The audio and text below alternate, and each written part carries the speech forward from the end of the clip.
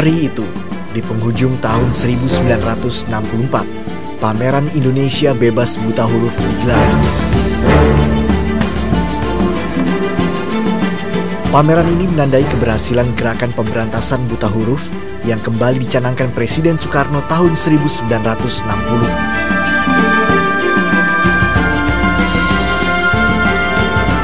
Menjelang pergantian malam, Menteri Pendidikan dan Kebudayaan Hartati Marzuki Sudipyo membacakan piagam Indonesia Bebas Buta Huruf yang disambut dengan gegap gempita. Ini adalah hadiah tahun baru bagi pendidikan nasional. Bangsa dan rakyat kita ini bergerak melalui tahapan-tahapan. Melek aksara, bisa membaca, itu adalah tahap pertama di dalam pendidikan, supaya dia berpengetahuan. Dan kalau sudah berpengetahuan, harus berbudaya. Kalau sudah berbudaya, dia harus sejahtera. Dan yang terakhir adalah tahapan manusia yang beradab. Jadi apa yang disebut di dalam Pancasila, ya, kemanusiaan yang adil dan beradab, itu adalah mandat dari pendidikan yang harus kita selesaikan. Gerakan pemberantasan buta huruf pertama kali digagas Presiden Soekarno di Yogyakarta, 18 Maret 1948. Gerakan ini adalah salah satu program utama pemerintah di bidang pendidikan pada masa itu. Waktu merdeka tahun 45, jumlah orang yang bisa baca tulis antara 7-8%. Sedikit sekali. Bung Karno mengatakan, bagaimana saya bisa membuat pemerintahan yang baik, bagaimana rakyat bisa membuat ekonomi yang baik kalau nulis saja nggak bisa. Nah, itu tidak bisa dilakukan dengan cepat. Tapi Bung Karno ingin itu supaya semua sadarlah, ayo belajar, ayo bisa baca tulis.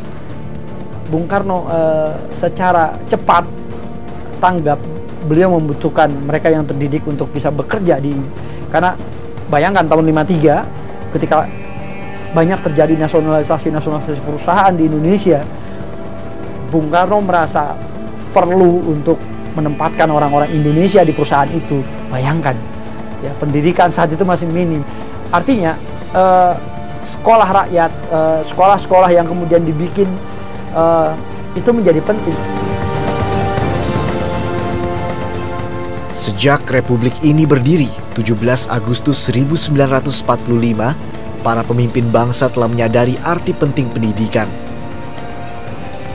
Jargon mencerdaskan kehidupan bangsa mereka cantumkan dalam pembukaan Undang-Undang Dasar 1945 sebagai tujuan negara yang harus diwujudkan.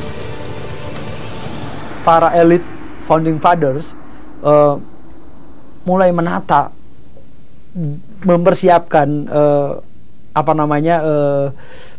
perangkat-perangkat menjadi sebuah bangsa.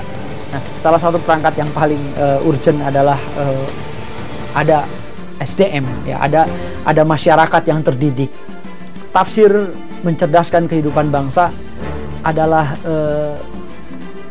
mimpi bagi setiap bangsa yang baru merdeka, dan mimpi itu adalah bahwa kita tidak pernah dan tidak akan dan tidak boleh dijajah kembali. Nah, artinya bahwa masyarakat terdidik adalah jaminan kemajuan, jaminan kemerdekaan, dan jaminan pembangunan bagi sebuah bangsa.